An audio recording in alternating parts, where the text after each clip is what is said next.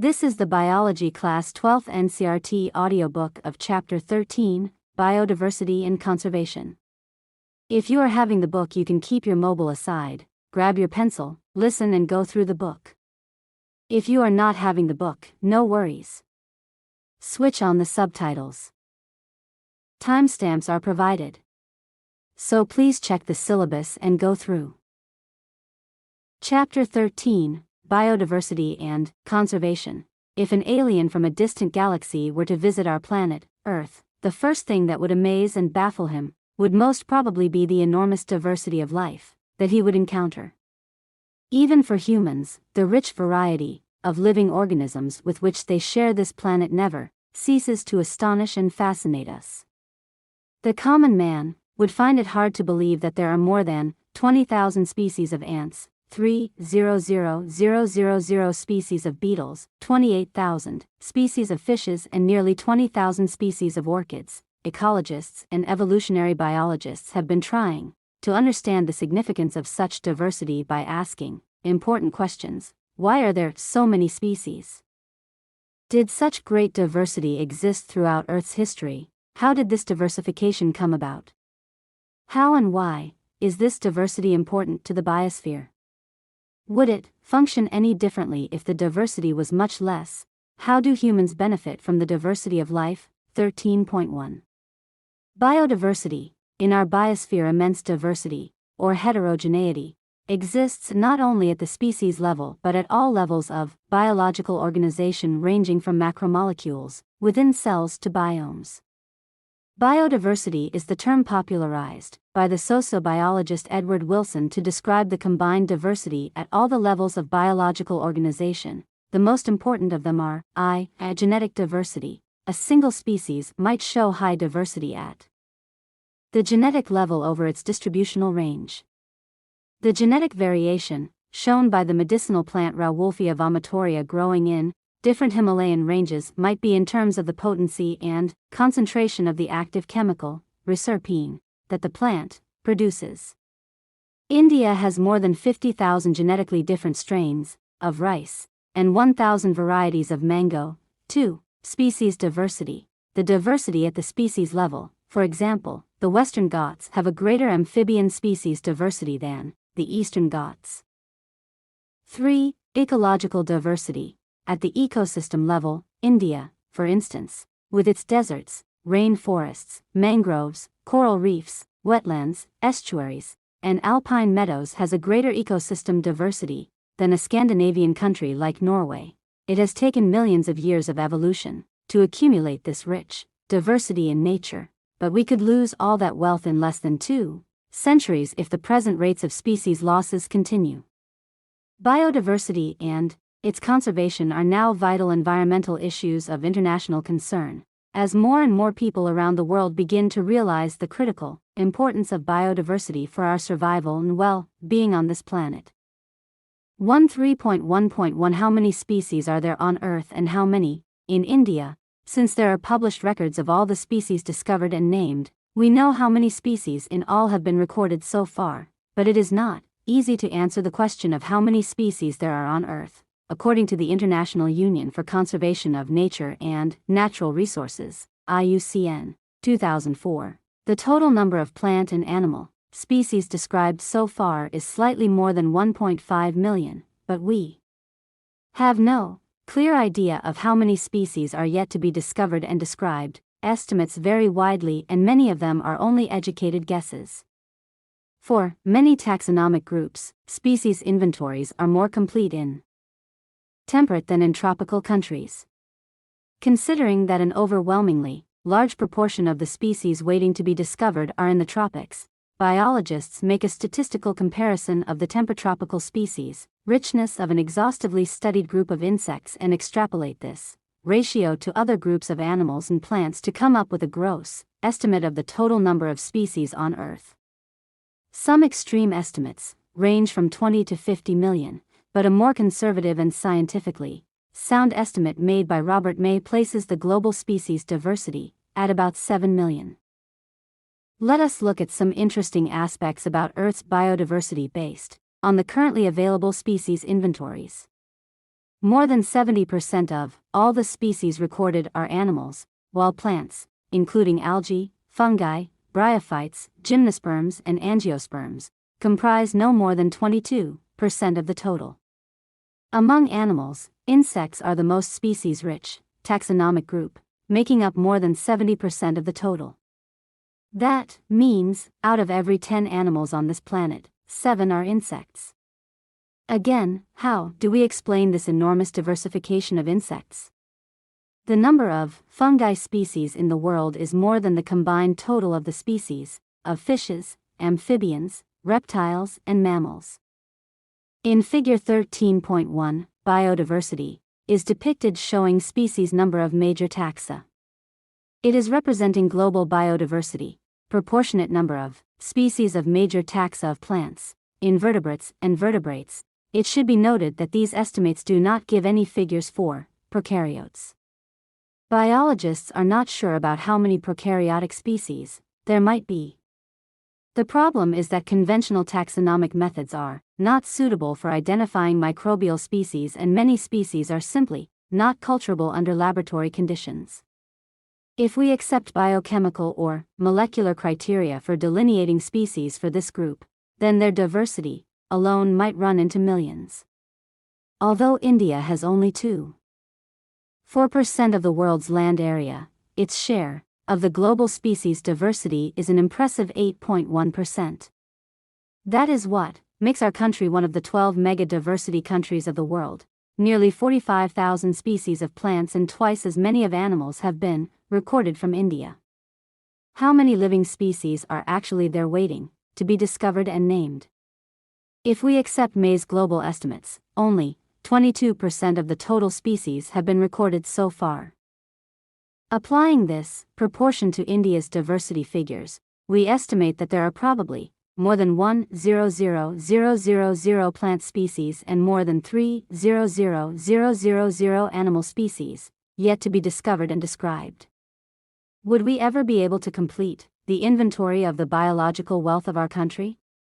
Consider the immense, trained manpower, taxonomists, and the time required to complete the job. The situation appears more hopeless when we realize that a large fraction of these species faces the threat of becoming extinct even before we discover them. Nature's biological library is burning even before we catalog the titles of all the books stocked there. 3.1.2 Patterns of Biodiversity. Latitudinal gradients. The diversity of plants and animals is not uniform throughout the world but shows a rather uneven distribution. For many group of animals or plants, there are interesting patterns in diversity, the most well-known being the latitudinal gradient in diversity. In general, species diversity decreases as we move away from the equator towards the poles, with very few exceptions. Tropics, latitudinal range of 23.5 degrees north to 23.5 degrees south, harbor more species than temperate or polar areas. Colombia, located near the equator, has nearly 1,400 species of birds, while New York at 41 degrees north has 105 species and Greenland at 71 degrees north, only 56 species. India, with much of its land area in the tropical latitudes, has more than 1,200 species of birds. A forest in a tropical region like Ecuador has up to 10 times as many species of vascular plants as a forest of equal area in a temperate region like the Midwest of the USA. The largely tropical Amazonian rainforest in South America has the greatest biodiversity on Earth. It is home to more than 40,000 species of plants, 3,000 of fishes, 1,300 of birds, 427 of mammals, 427 of amphibians, 378 of reptiles, and of more than 125,000 invertebrates.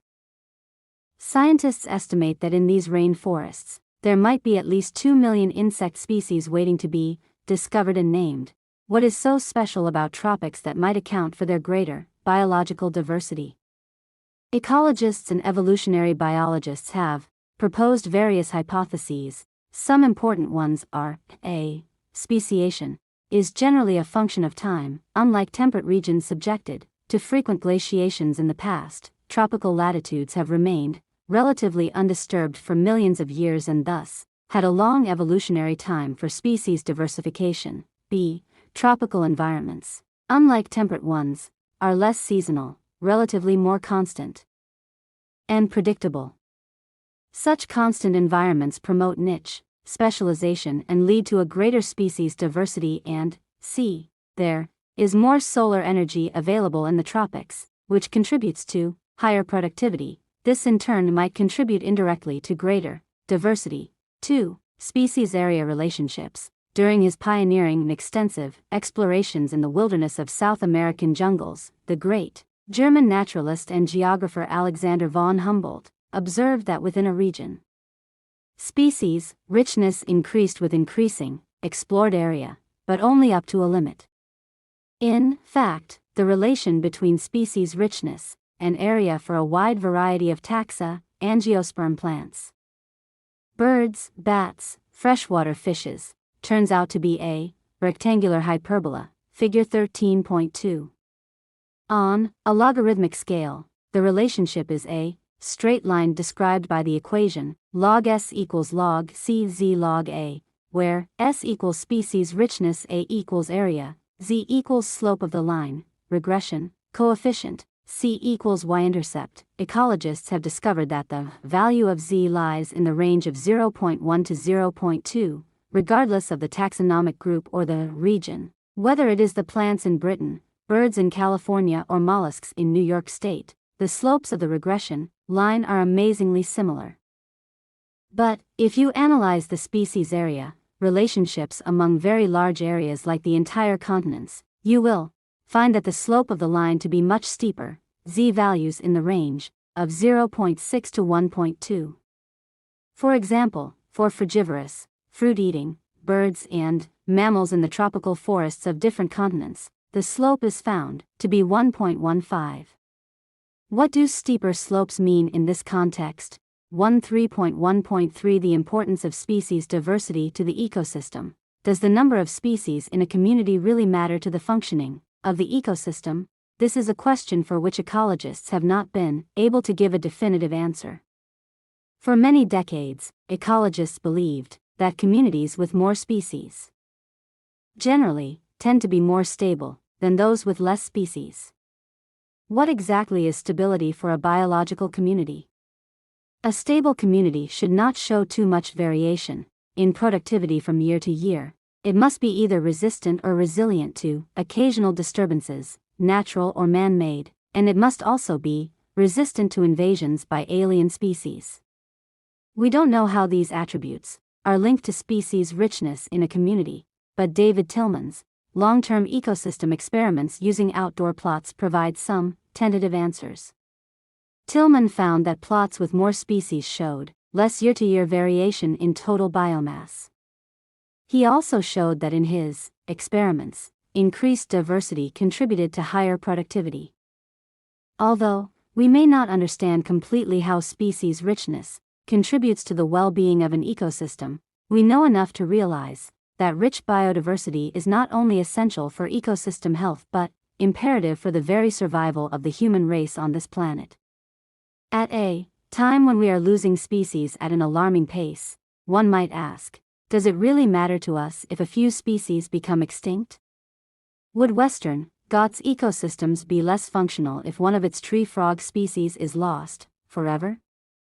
How is our quality of life affected if, say, instead of 20,000 we have only 15,000 species of ants on Earth? There are no direct answers to such naive questions, but we can develop a proper perspective through an analogy, the rivet popper hypothesis, used by Stanford ecologist Paul Ehrlich. In an airplane ecosystem, all parts are joined together using thousands of rivets, species. If every passenger traveling in it starts popping a rivet to take home, causing a species to become extinct, it may not affect flight safety, proper functioning of the ecosystem initially, but as more and more rivets are removed, the plane becomes dangerously weak over a period of time. Furthermore, which rivet is removed may also be critical. Loss of rivets on the wings, key species that drive major ecosystem functions, is obviously a more serious threat to flight safety than loss of a few rivets on the seats or windows inside the plane. 13.1.4 Loss of biodiversity. While it is doubtful if any new species are being added, through speciation, into the Earth's treasury of species, there is no doubt about their continuing losses.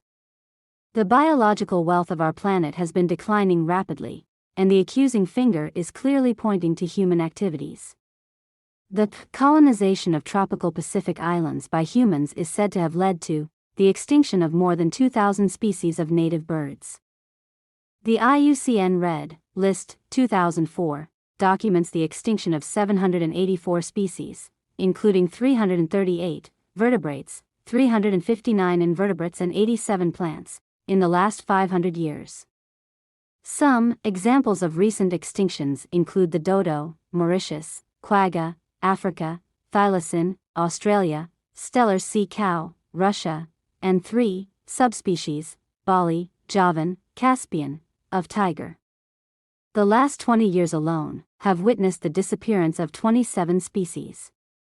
Careful analysis of records shows that extinctions across taxa are not random. Some groups like amphibians appear to be more vulnerable to extinction. Adding to the grim scenario of extinctions is the fact that more than 15,500 species worldwide are facing the threat of extinction. Presently, 12% of all bird species, 23% of all mammal species, 32% of all amphibian species and 31% of all gymnosperm species in the world face the threat of extinction. From a study of the history of life on Earth through fossil records, we learn that large-scale loss of species like the one we are currently witnessing have also happened earlier, even before humans appeared on the scene. During the long period, greater than 3 billion years, since the origin and diversification of life on Earth, there were 5 episodes of mass extinction of species. How is the 6th extinction presently in progress different from the previous episodes? The difference is in the rates. The current species extinction rates are estimated to be 100 to 1,000 times faster than in the pre-human times, and our activities are responsible for the faster rates.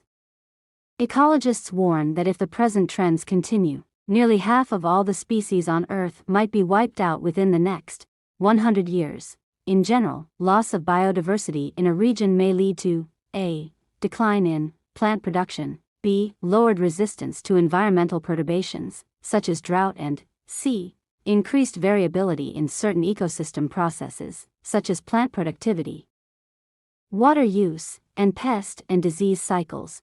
Causes of biodiversity losses. The accelerated rates of species extinctions that the world is facing now are largely due to human activities. There are 4 major causes. The evil quartet is the sobriquet used to describe them. I. Habitat loss and fragmentation. This is the most important cause driving animals and plants to extinction. The most dramatic examples of habitat loss come from tropical rainforests. Once covering more than 14% of the Earth's land surface, these rainforests now cover no more than 6%. They are being destroyed fast. I. Habitat loss and fragmentation. This is the most important cause driving animals and plants to extinction. The most dramatic examples of habitat loss come from tropical rainforests. Once covering more than 14% of the Earth's land surface, these rainforests now cover no more than 6%. They are being destroyed fast. By the time you finish reading this chapter, 1,000 more hectares of rainforest would have been lost. The Amazon rainforest, it is so huge that it is called the lungs of the planet, harboring probably millions of species, is being cut and cleared for cultivating soya beans or for conversion to grasslands for raising beef cattle. Besides total loss, the degradation of many habitats by pollution also threatens the survival of many species. When large habitats are broken up into small fragments due to various human activities, mammals and birds requiring large territories and certain animals with migratory habits are badly affected, leading to population declines.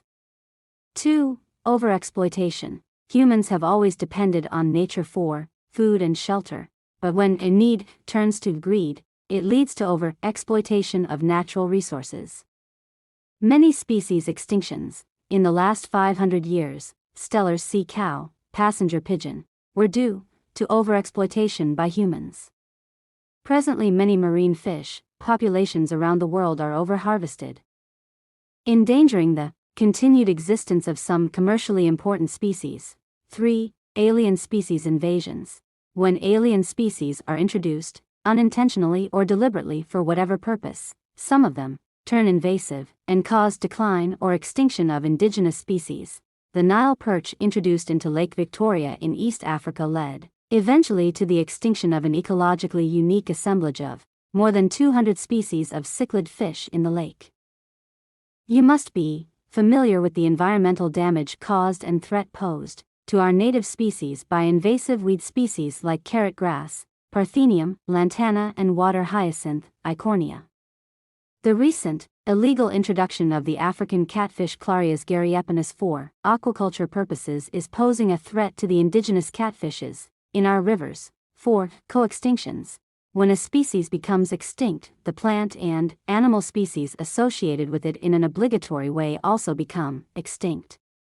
When a host fish species becomes extinct, its unique assemblage of parasites also meets the same fate. Another example is the case of a co-evolved plant-pollinator mutualism where extinction of one invariably leads to the extinction of the other. 13.2 Biodiversity Conservation. 13.2.1 Why should we conserve biodiversity? There are many reasons, some obvious and others not so obvious, but all equally important. They can be grouped into 3 categories: narrowly utilitarian, broadly utilitarian, and ethical. The narrowly utilitarian arguments for conserving biodiversity are obvious. Humans derive countless direct economic benefits from nature: food, cereals, pulses, fruits, firewood, fiber, construction material, industrial products, tannins, lubricants, dyes, resins, perfumes, and products of medicinal importance. More than 25% of the drugs currently sold in the market worldwide are derived from plants, and 25,000 species of plants contribute to the traditional medicines used by native peoples around the world. Nobody knows how many more medicinally useful plants there are in tropical rainforests waiting to be explored. With increasing resources put into bioprospecting, exploring molecular, genetic, and species-level diversity for products of economic importance, nations endowed with rich biodiversity can expect to reap enormous benefits. The broadly utilitarian argument says that biodiversity plays a major role in many ecosystem services that nature provides. The fast-dwindling Amazon forest is estimated to produce, through photosynthesis, 20% of the total oxygen in the Earth's atmosphere. Can we put an economic value on this service by nature? You can get some idea by finding out how much your neighborhood hospital spends on a cylinder of oxygen. Pollination, without which plants cannot give us fruits or seeds, is another service ecosystems provide through pollinators: layer, bees, bumblebees, birds, and bats. What will be the costs of accomplishing pollination without help from natural pollinators? There are other intangible benefits that we derive from nature: the aesthetic pleasures of walking through thick woods, watching spring flowers in full bloom, or waking up to a bulbul's song in the morning. Can we put a price tag on such things? The ethical argument for conserving biodiversity relates to what we owe to millions of plant, animal, and microbe species with whom we share this planet. Philosophically or spiritually, we need to realize that every species has an intrinsic value, even if it may not be of current or any economic value to us. We have a moral duty to care for their well-being and pass on our biological legacy in good order to future generations. 13.2.2 How do we conserve biodiversity? When we conserve and protect the whole ecosystem, its biodiversity at all levels is protected. We save the entire forest to save the tiger. This approach is called in situ, on-site, conservation. However, when there are situations where an animal or plant is endangered or threatened, organisms facing a very high risk of extinction in the wild in the near future, and needs urgent measures to save it from extinction. Ex situ, off-site conservation is the desirable approach. In situ conservation, faced with the conflict between development and conservation, many nations find it unrealistic and economically not feasible to conserve all their biological wealth. Invariably, the number of species waiting to be saved from extinction far exceeds the conservation resources available. On a global basis, this problem has been addressed by eminent conservationists. They identified for maximum protection certain biodiversity hotspots, regions with very high levels of species richness and high degree of endemism, that is, species confined to that region and not found anywhere else. Initially 25 biodiversity hotspots were identified, but subsequently 9 more have been added to the list, bringing the total number of biodiversity hotspots in the world to 34. These hotspots are also regions of accelerated habitat loss. 3 of these hotspots, Western Ghats and Sri Lanka, Indo-Burma and Himalaya, cover our country's exceptionally high biodiversity regions. Although all the biodiversity hotspots put together cover less than 2% of the Earth's land area, the number of species they collectively harbor is extremely high, and strict protection of these hotspots could reduce the ongoing mass extinctions by almost 30%. In India, ecologically unique and biodiversity-rich regions are legally protected as biosphere reserves, national parks, and sanctuaries. India now has 14 biosphere reserves, 90 national parks, and 448 wildlife sanctuaries. India has also a history of religious and cultural traditions that emphasize protection of nature. In many cultures, tracts of forest were set aside, and all the trees and wildlife within were venerated and given total protection. Such sacred groves are found in Khasi and Jainsha hills in Meghalaya, Aravalli hills of Rajasthan, Western Ghat regions of Karnataka and Maharashtra, and the Sarguja, Chanda, and Bhatar areas of Madhya Pradesh. In Meghalaya, the sacred groves are the last refuges for a large number of rare and threatened plants. Ex situ conservation. In this approach, threatened animals and plants are taken out from their natural habitat and placed in special setting, where they can be protected and given special care.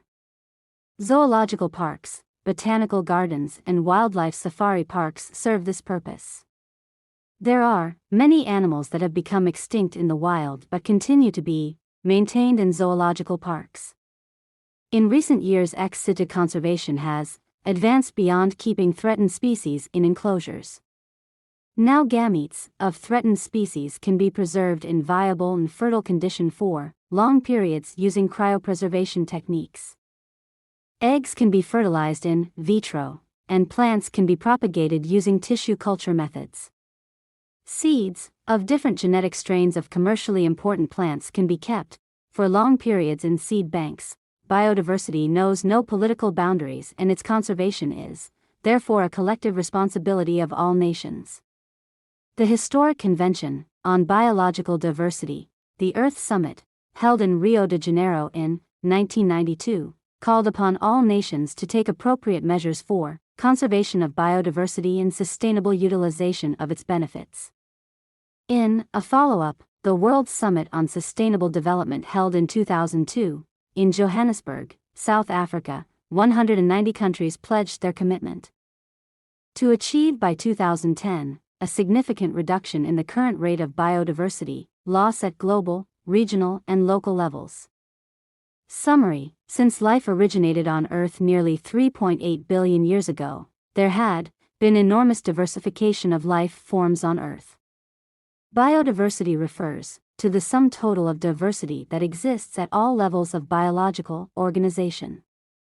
Of particular importance is the diversity at genetic, species, and ecosystem levels, and conservation efforts are aimed at protecting diversity at all these levels. More than 1.5 million species have been recorded in the world, but there might still be nearly 6 million species on Earth waiting to be discovered and named. Of the named species, greater than 70% are animals, of which 70% are insects. The group fungi has more species than all the vertebrate species combined.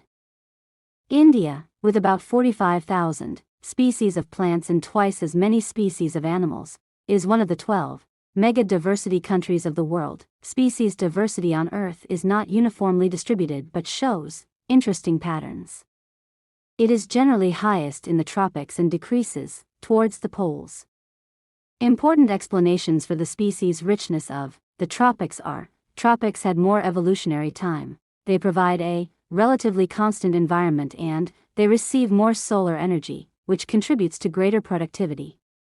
Species richness is also function of the area of a region. The species-area relationship is generally a rectangular hyperbolic function. It is believed that communities with high diversity tend to be less variable, more productive and more resistant to biological invasions. Earth's fossil history reveals incidents of mass extinctions in the past, but the present rates of extinction, largely attributed to human activities, are 100 to 1,000 times higher.